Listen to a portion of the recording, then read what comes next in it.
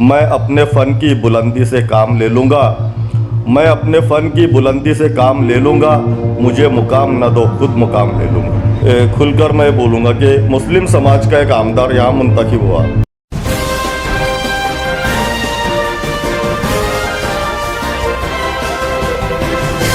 मानव समाचार, मानवता के हक में। मानव समाचार में आपका स्वागत है।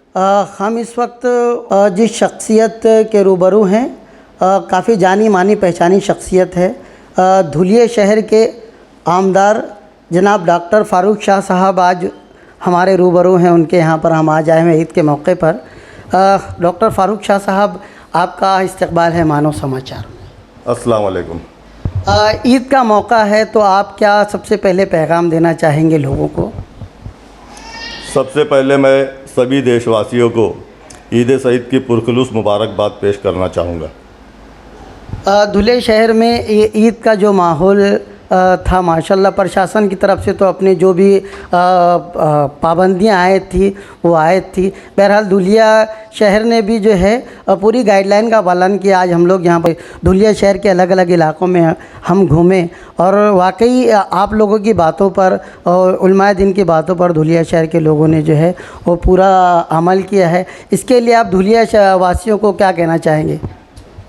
मैं धुलिया शहर वासियों का शुक्रिया अदा करना चाहूँगा कि जिस तरह से हमने उनसे जो अपील की थी उन्होंने उस पर पूरी तरह से अमल बजावनी की है, उस पर अमल किया है। और जैसा कि आपने देखा होगा गुज़िश्ता रमज़ान में अल्हम्दुलिल्लाह पुलिस प्रशासन की तरफ से भी यहाँ पर काफ़ी छूट थी और यहाँ जैसे रमज़ान बेहतरीन तरीके से गुज़रा, उसके साथ साथ ईद भी बहुत इत्मीनान से और पुरज़ोर तरीके से मनाई गई, जिसमें हमने प्रशासन से ये बात की थी कि मैं अल्हम्दुलिल्लाह सक्षम हूँ अपनी कौम और अपने समाज को संभालने के लिए। और मैं अगर खुदा न खास्ता कोई ऐसी वबा आती है तो उससे पहले हम लोग उसकी तैयारी में लग जाते हैं।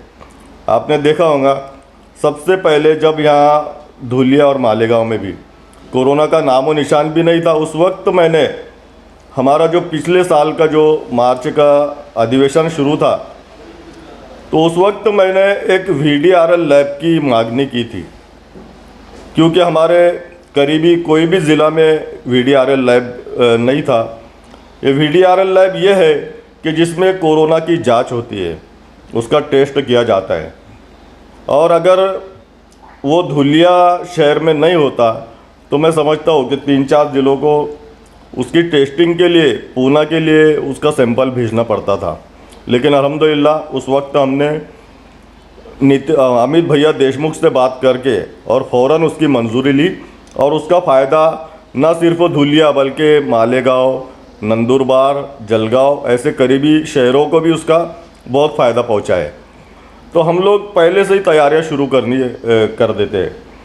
अभी कोरोना के साथ साथ एक नई वबा फैलनी शुरू हुई है, म्यूकरमाइकोसिस करके। इसमें ऐसा है कि एक पेशेंट को 30 से 40 इंजेक्शन जो लगते हैं, वो एक इंजेक्शन की कीमत 30,000 रुपये, 6,000 से लेकर 30,000 रुपये तक उसकी कीमत है। तो हमने आज ही राजेश टोपे साहब से बात की है उस ताल्लुक़ से, और कल का मेरा अपॉइंटमेंट है उनके साथ में शाम को 6:30 बजे का।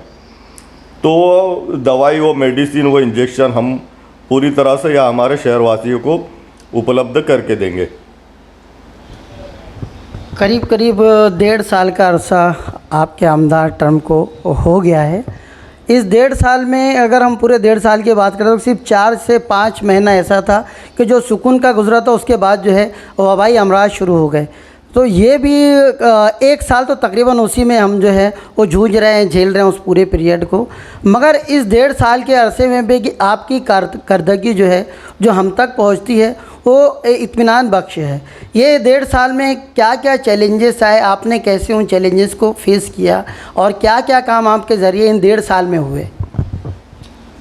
जैसा कि यहाँ पर सबसे पहले जो हमारे शहर में रास्तों की हालत बहुत ख़राब थी और जहाँ पर अक़लियती इलाके हैं वहाँ पर बारिश के दिनों में पैदल चलना भी दूभर हो जाता था। इस बात को लेकर हमने कोरोना जैसे पीरियड में भी हम लोगों ने हमारे काम को बंद नहीं किया और हमने पूरी मेहनत की, कोशिशें की। और मैं हर हफ्ते 2 दिन मुंबई जाता हूँ और वहाँ पर मिनिस्टर्स से मिलकर और अपने शहर के लिए ज़्यादा से ज़्यादा मैं निधि उपलब्ध करवा के लेता हूँ। मैं समझता हूँ कि अब तक हमने 30 करोड़ रुपए के काम शहर भर में कर चुके हैं और मैं समझता हूँ कि मेरा पूरा शहर अल्हम्दुलिल्लाह खड्डा मुक्त, यानी जैसे कि रास्ते पर बड़े बड़े गड्ढे होते हैं वो सब बंद करा के अल्हम्दुलिल्लाह सभी रास्तों की पूरी तरह से तामीर हो चुकी है। लोगों को बहुत मुश्किलात का सामना करना पड़ता था। वहाँ पर पाइपलाइन डलवाई, जहाँ पर औरतों के लिए शौचालय नहीं थी, संडासें नहीं थी, ऐसी कई जगहों पर हमने नई संडासें बनवाई है। उसके अलावा जहाँ पर गटरें नहीं थी, जहाँ पर बारिश के दिनों में पैदल चलना भी दूभर हो जाता था, ऐसे इलाकों में गटरों की तामीर का काम शुरू है। और आज ही हमने एक ओपन स्पेस का काम शुरू किया है, वॉल कंपाउंड का। उस जगह हम लोग एक बेहतरीन बागीचा गार्डन तैयार करने वाले हैं, क्योंकि अक़लियती इलाकों की जो औरतें हैं वो गैर मुस्लिम इलाके में जाती है ईद या कोई भी ऐसे त्यौहार पर, और वहाँ पर कुछ खुराफात के मामला सामने आते हैं। उस बात को लेकर यहाँ एक बहुत बड़ी जगह फालतू पड़ी हुई थी, उसके लिए मैंने विशेष निधि से 1 करोड़ रुपए मंजूर करवाए और वहाँ पर अनकरीब ही आदित्य ठाकरे साहब से जैसा मेरी बात हो चुकी है, जो हमारे राज्य के पर्यटन मंत्री है, उन्होंने 5 करोड़ रुपए का निधि उस गार्डन को तैयार करने के लिए मुझे देने का वादा किया है और एक बेहतरीन बागीचा हम लोग हमारे अक़लियती इलाके में बनाने वाले हैं। आई लव धुले, ये जो प्रोजेक्ट है जिसका मैं समझता हूँ 2 या 3 दिन पहले उद्घाटन आपके हाथों हुआ, ये है क्या? असल में ये एक सुशोभीकरण है, जो जैसा कि एक सेल्फी पॉइंट जो नौजवानों के लिए वगैरह, तो इसको मेरे स्थानिक विकास निधि से, आमदार निधि से मैंने शहर में 5 जो एंट्री है, जैसा कि एक जलगांव से आते वक्त, एक मालेगांव से आते वक्त और इधर साकरी से आते वक्त जो पहले रास्ता मिलता है, उस चौक में हमने आई लव धुले करके एक बेहतरीन, ये बताइए, इस तरीके के हमने सुशोभीकरण करके चौक में वहाँ पर बनाए हैं और उसका लोकार्पण हमने ईद के दिन 2 जगह का किया है और इंशाअल्लाह अगले हफ्ते में बाकी 3 चौक का लोकार्पण हम करने वाले हैं। अक्सर ऐसा होता है कि जो पार्टियों के आमदार अगर बरसरे इक़्तिदार में नहीं होते या रूलिंग जो पार्टी है उनका हिस्सा नहीं होते, बाहर से ही उनका जो है या सरकार का हिस्सा नहीं होते, तो अक्सर जो है वो इस तरह के इल्ज़ामात आयद करते हैं कि हमारी कोई सुनवाई नहीं होती, हम पर कोई तवज्जो नहीं दी जाती या हमारे साथ जो है सौतेला सलूक किया जाता है। आपके साथ भी ऐसे कोई मामलात होते हैं या ऑल इज़ वेल है? देखिए, असल में हर इंसान को अपनी मेहनत पर और खुदा ताला की ज़ात पर भरोसा होना चाहिए और उसने इतनी मेहनत करना चाहिए कि वो अपने मकसद में कामयाबी हासिल कर ले। हिम्मत मर्दा मदद खुदा, जैसा कि हम लोग पूरी तरह से मेहनत करते हैं और जो हमारा हक है, जो हमारा फ़र्ज़ है, वो किस तरह से हम हासिल कर सके, उसके लिए अल्हम्दुलिल्लाह अल्लाह ताला हमारी रहनुमाई करते और हम हर काम में अल्हम्दुलिल्लाह कामयाब हो रहे हैं।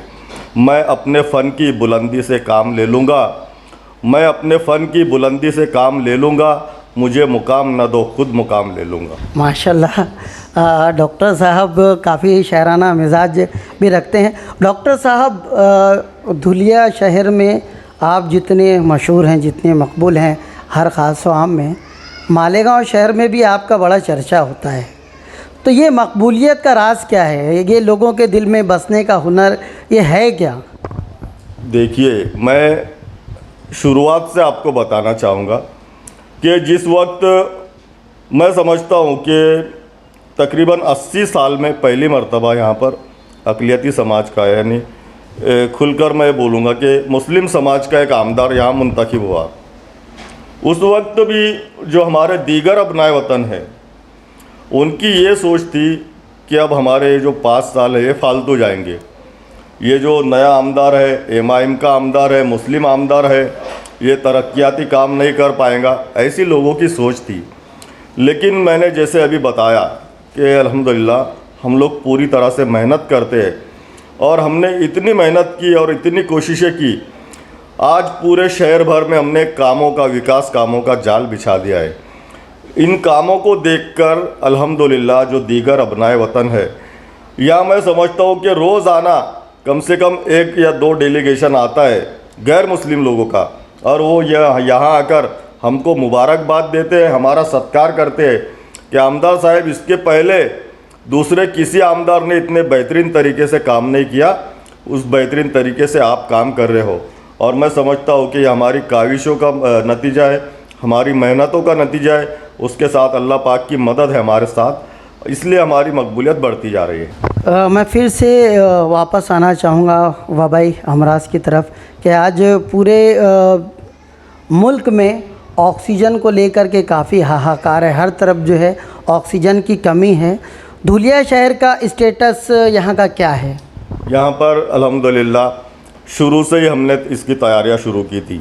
अभी जैसा कि आपके यहाँ हमने देखा कुछ 15-20 दिन पहले 1-2 टैंक आए थे गैस के, बड़े बड़े टैंकर, तो मेरे यहाँ पर अल्हम्दुलिल्लाह दिन में 2 टैंकर आते हैं ऐसे बड़े बड़े, धूलिया में हीरे मेडिकल कॉलेज में।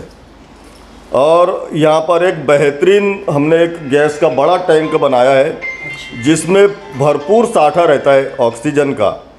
उसके अलावा भी हमने जो हमारा जो जूना सिविल हॉस्पिटल है, वहाँ पर मेरी खुद की निधि से 80 लाख रुपए का निधि दिया हूँ। और यहाँ जैसा आप लोगों को पता होगा कि महानगर पालिका में भाजपा की सत्ता है, तो हमको ऐसा लगता था कि भाजपा की जो सत्ता है, ऐसी महानगर पालिका ऑक्सीजन प्लांट के लिए जगह देने में ऐतराज़ करेंगी, इसलिए मैंने जो मेरी खुद की MIDC की जो कारखाना है वो देने के लिए भी कलेक्टर साहब को मैं लेखी पत्र दिया था। लेकिन अल्हम्दुलिल्लाह कलेक्टर साहब ने ये कहा कि आपके पैसों से हम जूने सिविल हॉस्पिटल में ऑक्सीजन प्लांट शुरू करेंगे, और अल्हम्दुलिल्लाह उसका टेंडर भी हो चुका है। और मुझे पूरी उम्मीद है कि इंशाअल्लाह अगले 8 से 10 दिनों में ऑक्सीजन प्लांट का काम शुरू हो जाएगा। और जिस तरह से जो शहर के बाहर हमारा हीरे मेडिकल कॉलेज है, वहाँ पर भरपूर साठा हमने ऑक्सीजन का कर रखा है, उसी तरह से यहाँ जो जूना सिविल हॉस्पिटल है वहाँ भी एक ऑक्सीजन प्लांट शुरू हो जाएगा और ऑक्सीजन की किसी भी तरह की किल्लत नहीं होगी इंशाअल्लाह। डॉक्टर साहब, मालेगांव शहर यहाँ से करीब 50-55 किलोमीटर दूर है।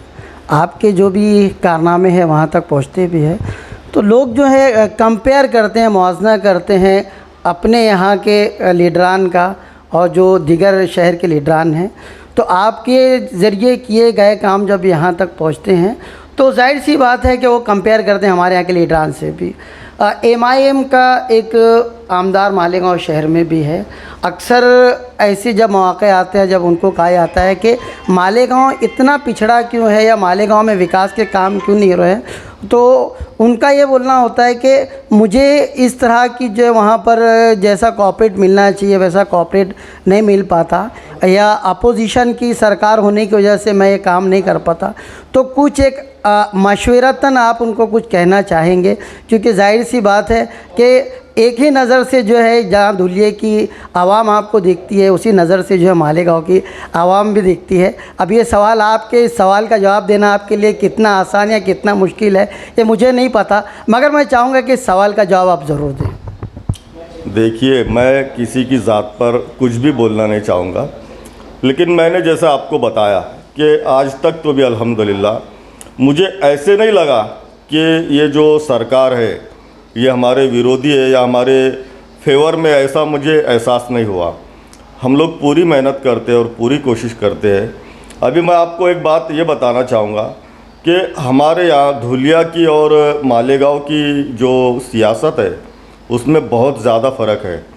वहाँ तो ठीक है, जैसे कि अक़लियती समाज के ही लोग हैं जो कुछ यानी मामूली छेड़खानी करते होंगे या किसी काम में रुकावट पैदा करते होंगे, वो आपके मालेगांव की बात है। लेकिन यहाँ की जो सियासत है, यहाँ पर सब RSS माइंड के लोग हैं, और यहाँ पर ऐसे ऐसे लोग हैं जो 15-15 साल 20-20 साल जो यहाँ पर आमदार रहे, उसके बाद जो मिनिस्टर रहे, ऐसे लोगों का हमको सामना करना पड़ता है। उसके बावजूद अभी देखिए महानगर पालिका में भारतीय जनता पार्टी की सत्ता है यहाँ पर, लेकिन यहाँ अल्हम्दुलिल्लाह मेरे किसी भी काम में कोई अड़थड़ा करने की कोशिश भी करता है, लेकिन उसको हम लोग कामयाब नहीं होने देते और हम लोग पूरी मेहनत करते हैं। उसकी साथ साथ अल्लाह पाक की मदद रहती है। हमारा कोई भी काम अभी रुकता नहीं है अल्हम्दुलिल्लाह। तो ये थे डॉक्टर फारूक शाह साहब, जिन्होंने हमारे सवालों का बड़ा बेहतर और पुरइत्मीनान तरीके से जवाब दिया। उम्मीद है कि हमारे सुनने वालों को भी उनके जवाब से इत्मीनान होगा। परों को खोल ज़माना उड़ान देखता है, ज़मीन पे बैठ के क्या आसमान देखता है। जब आप उड़ने का हौसला रखोगे और ज़मीन से अपने आप को उठाओगे और आसमान तक जब पहुंचने की कोशिश करोगे तो हर नामुमकिन काम जो है वो मुमकिन हो जाता है। यही बात यहाँ पर डॉक्टर साहब कह रहे थे। जनाब आपका बहुत बहुत शुक्रिया। देखते रहिए मानव समाचार, सबसे पहले सबसे तेज़, हमेशा सच के साथ।